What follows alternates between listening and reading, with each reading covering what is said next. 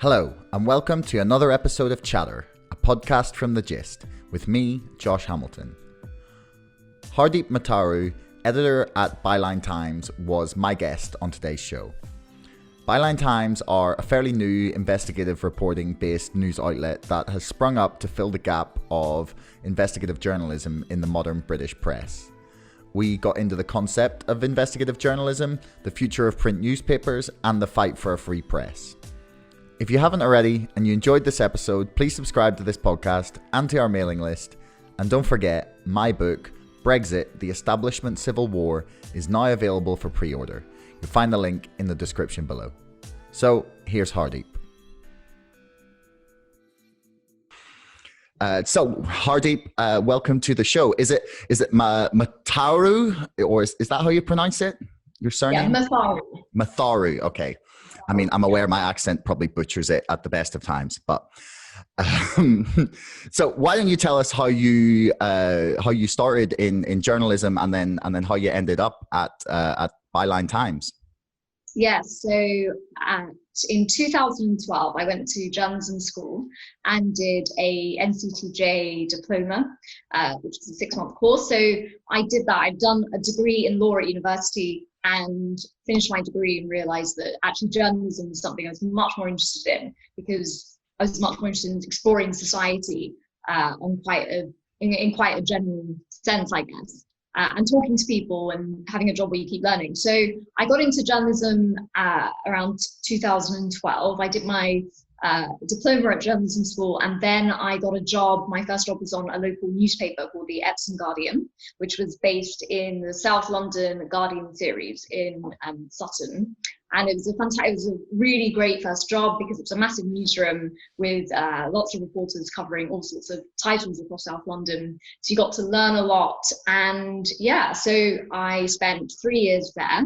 I started as a junior reporter and trained and sort of did some more qualifications, and then was a chief reporter and an acting editor. And then I left that because, as is the case with local journalism, there were always redundancies being made, but never at the sort of my level, which was chief reporter. But eventually that did happen, and I made a decision I didn't really want to stay. And so it was time to move on anyway. So I then went to the Independent in London and did some online reporting for them. That was at the same time as the Independent's print edition was also closing down. So it was somewhat of a sort of unsettling period. And I just decided, after I spent about a year there sort of working on and off shifts, and I decided it was time to go freelance. So I did that for a while. I started sort of just blogging and writing for sort of websites around criminal justice issues, which I'd always been interested in because of my law degree. And also it's completely, prisoners, all this sort of thing is a subject that most of the mainstream media do not want to cover in I think the way it needs to be done. So I started doing that, and really randomly somebody saw one of my blog posts and on Twitter put me in touch with Peter Jukes and Byline, who I hadn't actually heard of, and said, "Oh, you should just write these blogs for them." And so I got in touch with Peter, and he was running a crowd-funded journalism website called Byline.com at that time. So that was interesting. I mean, it was a difficult way to earn lots of money, and this was already established, but it was a wider platform than I had. And so I met Peter and Stephen Colgrave, who both ran Byline.com. They'd also set up a festival called Byline Festival in the summer, and I just got to know them. And I would say to them, "Oh, I just really miss my newsroom. I don't mind being freelance, but I wish there's something about a newsroom and working on a newspaper as opposed to just a news site." And eventually there was some interest shown into the Byline brand to set up a fully funded, properly edited site, but newspaper site, and Byline Times was born. So we launched that last March, we didn't really know how it would land, but we thought we were onto something in terms of what the mission of it is. So yeah. That's interesting that you came to journalism through law. That's exactly how I've arrived in sort of, I don't know. I hesitate to call myself a journalist yet, but that's at least how I ended up in this path. Like I studied law at uni, so that's cool that you came to it in the same way. So with Byline Times, like you kind of mentioned the mission there. What would you say? How would you define the mission? Like what's the purpose of it? Like I mean, you could say that the news market is already flooded. We've got a whole bunch of papers that are already struggling. Like why choose now to set up like an online news site? Yeah, so lots of people said that to us when we launched it. They were like, what is, are you sure about launching this in the middle of the current climate, which as we know, there's so much information journalism out there in a way. But I think, so the mission is what the papers don't say. So we understood that actually there isn't a market for yet another news site and newspaper.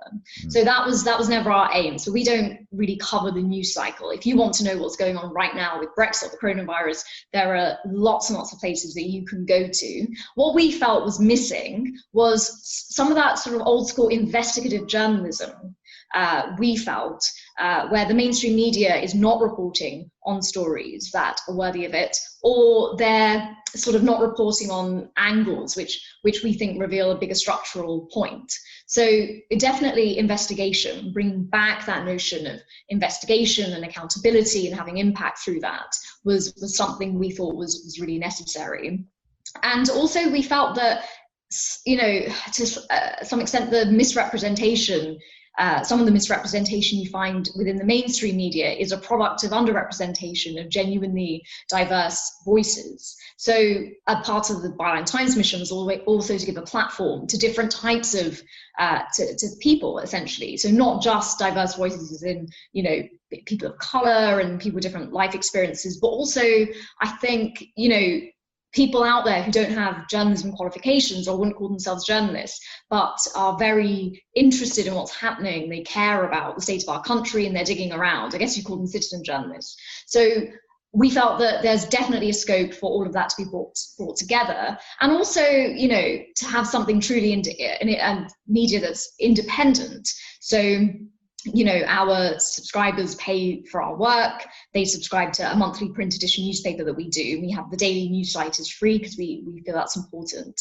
And I think just that notion of independence, and we're not trying to tell our readers what to think. We want to show them what's happening. We want to follow the stories and show them what's happening so that they can become, informed citizens, which is what you need in a functioning democracy. And of course, that's what journalism is supposed to be about. It's supposed to be one of those pillars of democracy. And so, yeah, and then we found there's a real market out there for sort of a newspaper that's investigative, but really quite thought-provoking in terms of some of its ideas on some of the deeper structural issues that are going on in our society, and also something that really speaks to its readership. So Byline Times, my background, as I said, is in local news, and I think the print edition paper that we publish is sort of a cross between a magazine, private eye, and a local paper. It's meant to be something where it's very much, we're not saying that we're the great and good and we know everything. It's very much, we want to create a dialogue with our readership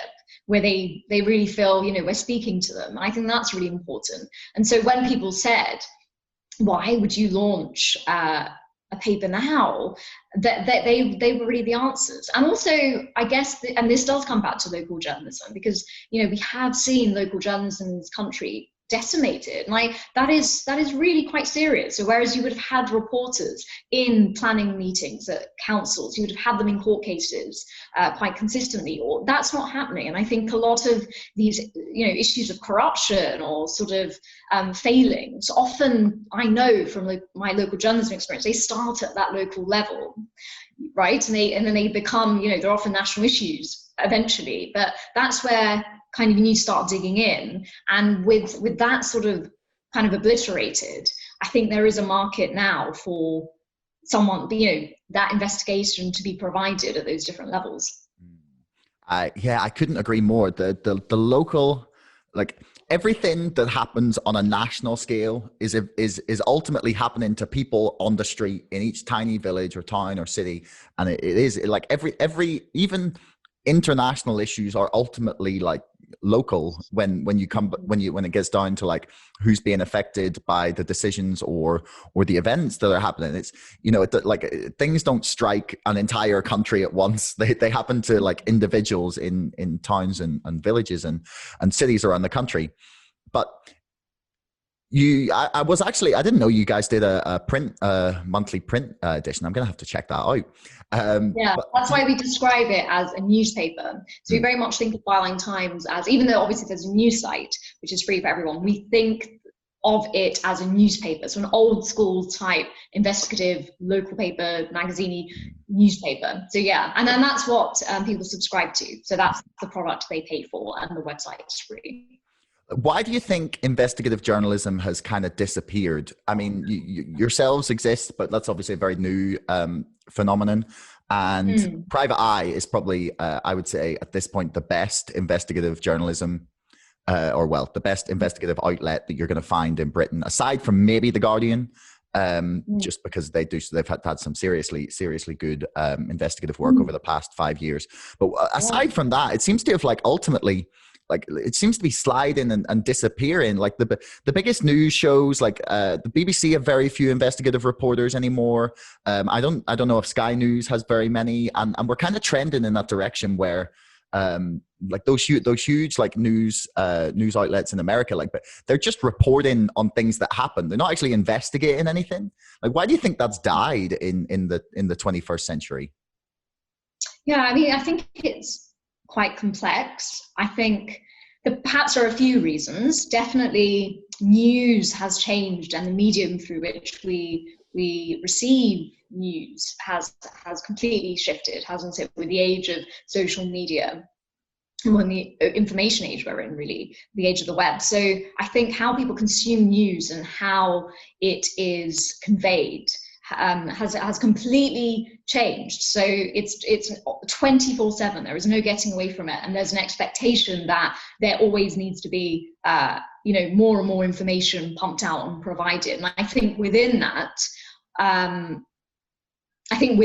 considering a lot of the the funding models for that sort of journalism comes from advertising, I think that does then shift the priority in terms of what journalists are asked to produce. And so it's about getting a reaction and pieces that people want to click on and immediately sort of look at and share. And that is very different from journalism which goes under the surface and which is harder to digest and is harder to produce, and it takes longer and it takes money. So I think that's definitely one issue. I think with this 24/7 news cycle as well, where journalists don't have time to do that sort of work because the priorities are skewed, I think we've lost all context, really, to a large extent. Of course, there are really good media outlets out there that are sort of looking at issues holistically and really setting out their importance in a bigger structural issue. But generally, I think in the 24-hour news, like 24/7 news cycle, we've kind of lost that concept of context. How does this information fit within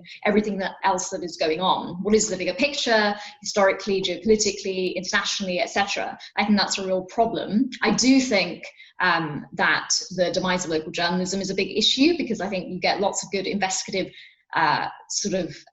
reporters doing that ground level work, which then, as you say, builds up to create a national picture. I also think that it's not any new. I'm not saying anything new here, but there are certain, there are issues with the media in this country and the mainstream media and the very prominent newspapers, and to the extent that they are captured, by media barons such as Rupert Murdoch, who have a lot of influence, and therefore, that independence isn't there, and that sort of, desire to investigate is compromised.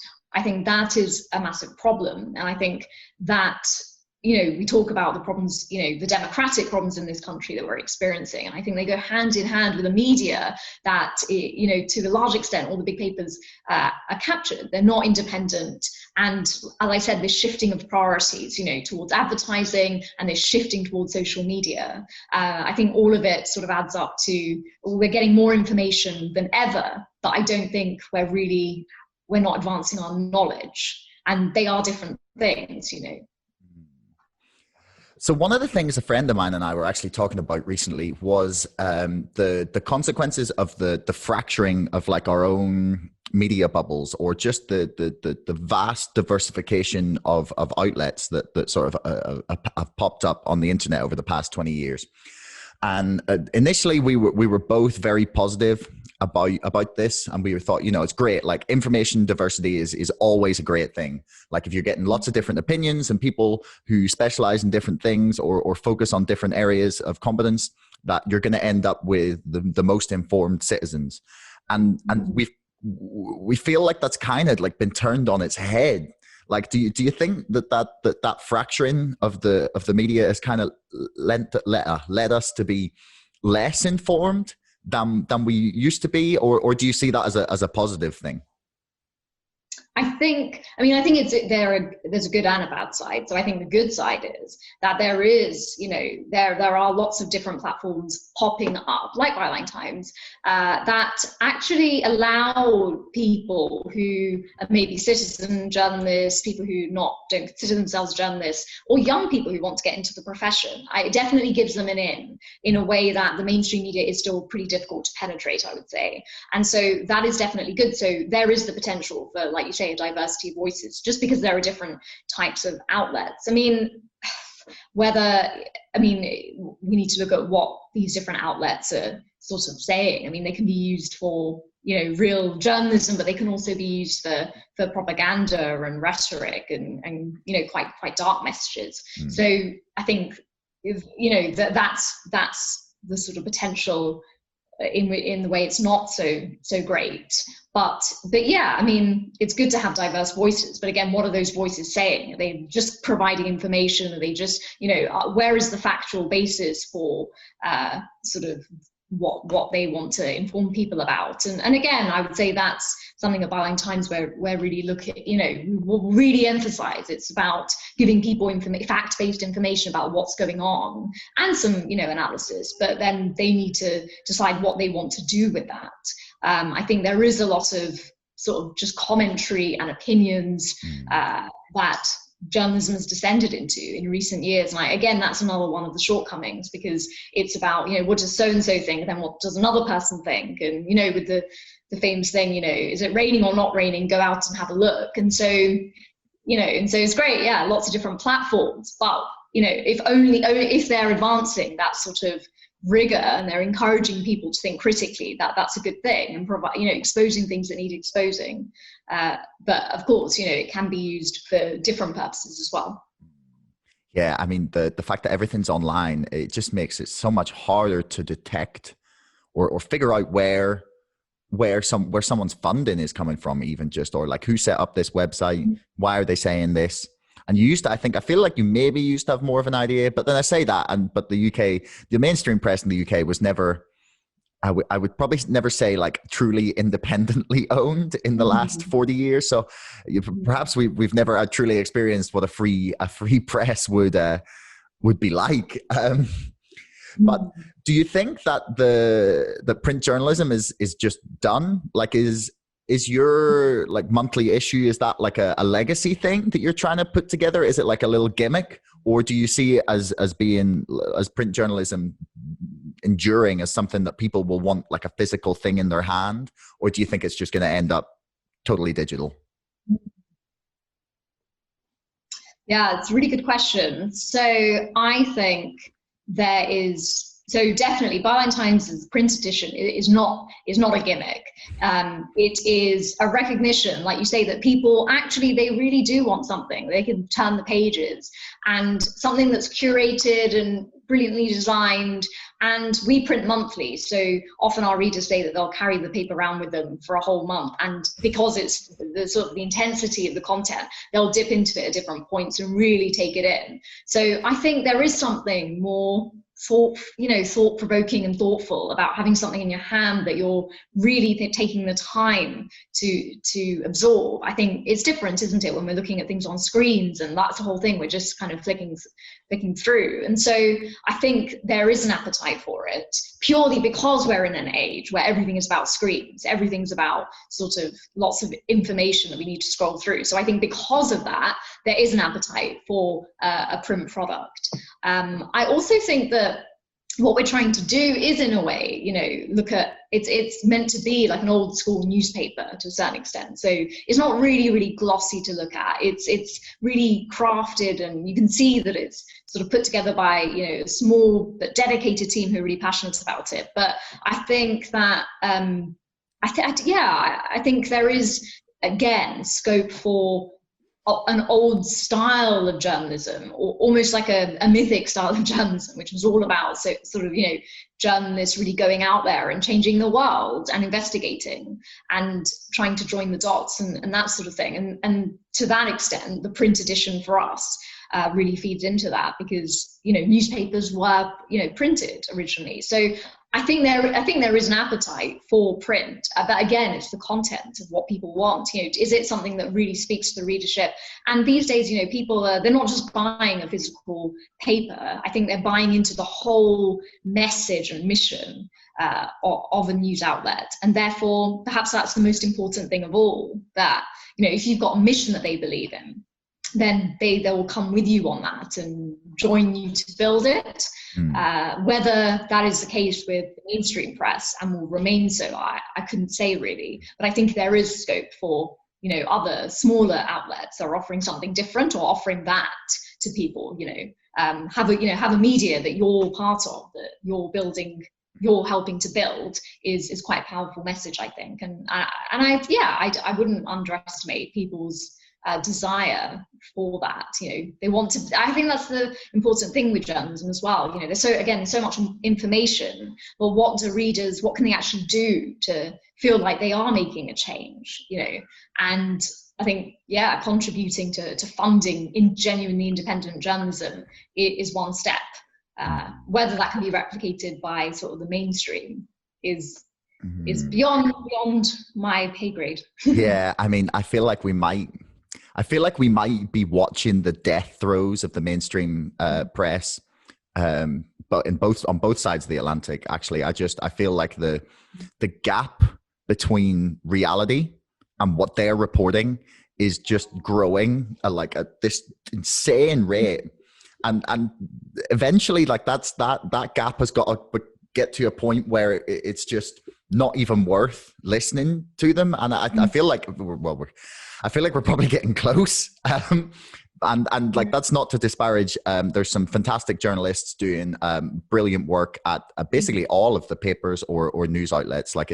I'm always keen to make sure I mean the general outlet, not the good. There's genuinely good journalists working at all of these places. But what would you say to people who are saying, well, why should a newspaper have a mission as such? Surely the mission should be, here's what happened. Yeah. And so if the mission is, here's what's happening, and then decide what you think about that and what you want to do about it, I think that is the point, isn't it? I can only really speak for what we're doing at Byline Times, and the mission is, we're going to tell you what's not being reported elsewhere. We want to give you that information and expose the stuff that's going on. And then we don't necessarily want to tell you what you should think about it, but we want to help you join the dots, give you lots of context, so then you can use that information and decide what you want to do with it. Tell other people about the state of what's going on, or become an activist, or do something politically with it. But I think that's, in a way, that's all we're really trying to say. We're independent, so we're not tied to any one political party at all.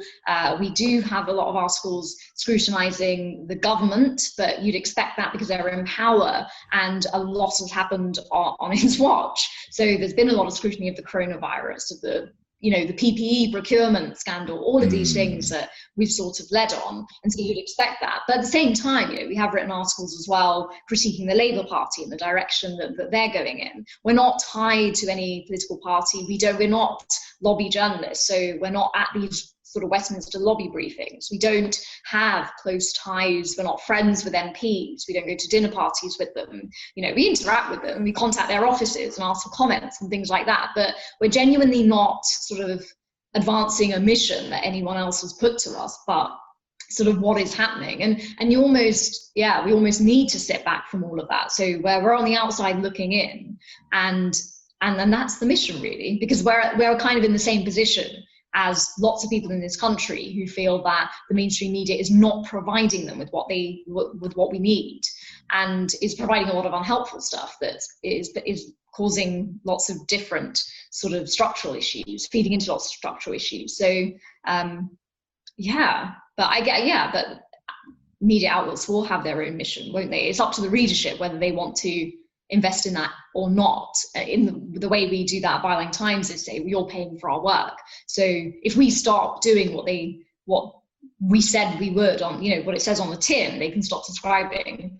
I guess it's different, isn't it, with obviously news outlets that are paid for advertising or other people with their own interests. Then the mission is the mission that those other parties kind of have a say in. So it is different. I mean, I got to give a shout out to Sam McBride and the Belfast Newsletter. They are just providing some of the best journalism that I've read this year on the pandemic. It's a Northern Irish based paper, but like it's a little bit shocking almost sometimes when I read like pieces from them about, for example, like there was a big scandal a few weeks ago with our executive in Northern Ireland not choosing what they wanted to do about the next, so the lockdown was coming, the lockdown that they put in place was coming to an end. And then they were just waiting to the last possible moment to decide what they were going to do about it. And there was this panic where they didn't know if the law meant that it was going to expire on the Thursday at midnight or the Friday. And they had to get legal people in to discuss how they worded the law. It was really hilariously incompetent, but quite disturbing at the same time. But I just read it, his explanation of what happened that evening, what the different parties were doing, who had said what. And it was just beautifully laid out and just really not simply done, but just really succinct, concise, explanation of what had happened. And I read it and I was like, wow, this is just a fantastic piece of work. This is what journalism should be. And I had the same reaction, actually. Yeah, I had the same reaction reading your piece on Byline Times about the Uyghur genocide. And I cannot remember who wrote it, but that was the piece that really turned me on to just how absolutely awful and shocking it really is. So kudos to you guys for pursuing any topic, regardless of who you're going to offend, because heaven forbid we offend China. But do you think social media is kind of ruining journalism in a way? Do you think it's making it harder to do good work, or do you think it's helped in a way? Because I know a lot of journalists are on Twitter and put up a lot of helpful threads and do some great work on there, but do you see it as an overall positive or negative? I think I do see it overall as a positive. I mean, obviously we all know that there are the shortcomings of things like Twitter, and we can all get caught in these to some extent a bubble. To some extent, it can be quite a nasty place as well, and it can be a place where it's everything has to be black and white. There's very little room for nuance or complexity, but within that, it is a great platform for, like you say, you can get some really good information, and also. Yeah, just that notion that you can reach out to people, and it's a very direct channel in that sense of wanting to show people what's really going on. So for Byline Times, where social media has really been essential for us in terms of we don't have a marketing budget. So we use social media to publicize our work and, ask people to subscribe and that sort of thing. And yeah, we're not sort of that stuffy on social media. We interact with people, we retweet people who retweet us. And it's a great, if you genuinely just want to reach people and start a dialogue, then you should be using it. I think there is a darker side where people, like I said, the abuse that people, especially journalists, can face. And I think it's very worrying if that gets to a stage where it's silencing people. But I think on the whole, at its best, it's a fantastic channel. And I think it has changed journalism, and not necessarily for the bad, I think it has, though, fed into this speediness, which all journalists feel the need to take on board. All journalists want a story, they all want to be first, but I think social media does hypocharge that. But I think it's a great medium, and especially for young people today wanting to get into the industry in a way, if they don't really have a direct route into it. You can start a blog, you can start publicizing on social media, and you can just reach people directly. You don't have to go through a mainstream media outlet and sort of go through 7 levels of sub-editors and editors. I think it has great potential. Do you think do you think they should have the right to censor people? Like, it's a huge thing. And I kind of changed my opinion on this over the last 6 months, where I initially thought that, you probably can't tell a private company what to do. But I feel like it's become such a huge source of discussion, information, that it's becoming, and they've become a lot more stringent in the last 6 months with what they will allow people to say, especially and not just crazy idiots. Like there's people with like accounts getting suspended who are just like talking about Julian Assange, or for example, I know that a few days ago you were barred from posting the link to the court documents from one of the court cases that had been filed by Sidney Powell in, I think it was Michigan, about some of the election stuff. And you were banned from posting the link to the court document. And at that point, when I read that, I was like, maybe these people are going too far. Like, maybe we need to start looking at this place more like a town square and less like a private company, because it's become so huge. Like where do you stand on that? Oh, I don't know really. I don't know the ins and outs, to be honest. It's not, look, I think definitely there is a massive problem with disinformation on social media platforms. Absolutely. And I think that is a really big threat to democracies, and people's health and well-being. And therefore, I think that does need to be clamped down on, and we need to be quite serious about it. But do you not think that's a serious infringement of freedom of expression when a company like that has become so huge? I think that freedom of expression is, one should have the right to express what one thinks, but not if it infringes other people's rights. Well, okay, but my point is factually incorrect. Yeah, but that's where it gets really difficult for me, because just because I'm saying something, it might infringe on something that you want, but that's such a difficult line to draw. I feel like we shouldn't try and draw it. Do you see what I mean? I do, but it's probably not something I can get any further into, really. I'm not. Fair enough. That's that's all right. Well, I know you're a busy woman and you have got to get going, so I guess we can leave it there. This was a pleasure. Great. Thanks, Josh. Thank you. No problem.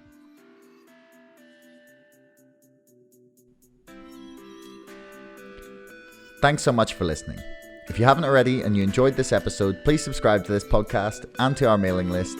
And don't forget, my book, Brexit, The Establishment Civil War, is now available for pre-order. You'll find the links in the description below.